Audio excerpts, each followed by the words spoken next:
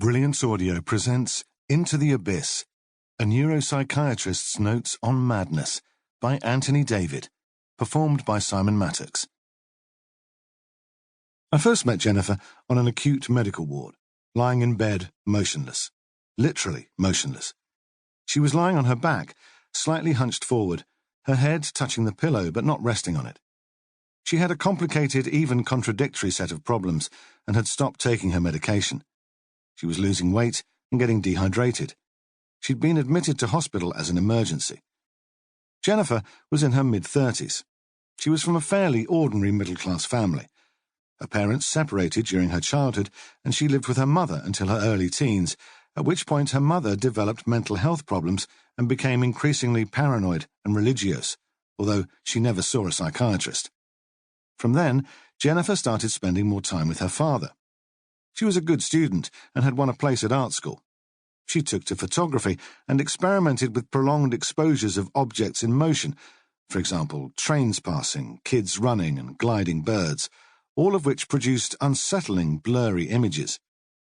Midway through, when she was about 21 years old, Jennifer began to become paranoid, just as her mother was, convinced that people were stealing her ideas and possessions.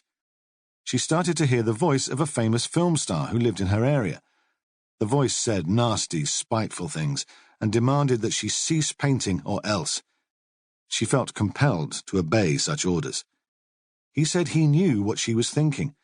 There was also a female voice that she didn't recognize, and the two voices would speak to each other, commenting on what Jennifer was doing. "Look at her now. She's getting out of bed. Who does she think she is?" Bizarrely, the voices seemed to transform into the physical realm and invade her body, pulling at her sexual organs. These strange experiences are diagnostic symptoms of that most iconic mental disorder, schizophrenia. She was seen by a psychiatrist at that time, and despite attempts to help her with medication and general support, she couldn't complete her art course. Without that major focus in her life, she became increasingly isolated, living alone in a bedsit on state benefits. She engaged only reluctantly with the local mental health team, tending not to trust them.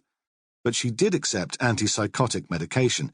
It dampened down the voices, but didn't eradicate them. In fact, she didn't really trust anyone. She believed that people entered her flat and went through her things, changed the furniture around, and stole what few valuables she had. She took to going everywhere with a rucksack on her back, stuffed with everything she owned, including letters, papers, CDs, and sketches, so that they would be safe.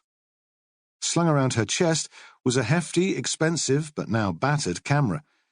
She behaved like a photojournalist without a subject, snapping frantically whenever she met someone or went somewhere new. The explanation was that she wanted to keep a record of her life so that she could, if need be, check up on what happened, who was there, where the objects were, and so on, in order to use it as evidence. Evidence for what? Her defense? The prosecution? It wasn't clear. In time, things settled down. Jennifer was looking after herself, venturing out to the shops to buy essential supplies, taking pictures from time to time, and doing pastel self-portraits. She studiously avoided other people, but after many visits, a community psychiatric nurse began to establish a tenuous relationship with her. Over the next few years, they tried different medications to control her symptoms, but the clinical team was struck by the appearance of some very marked side effects. She complained that her movements were stiff and that she was dribbling excessively. She developed a tremor, especially in her right hand, which interfered with her drawing. It was as if, by blocking the crucial dopamine receptors in her brain, the antipsychotic medication had given her the symptoms of Parkinson's disease.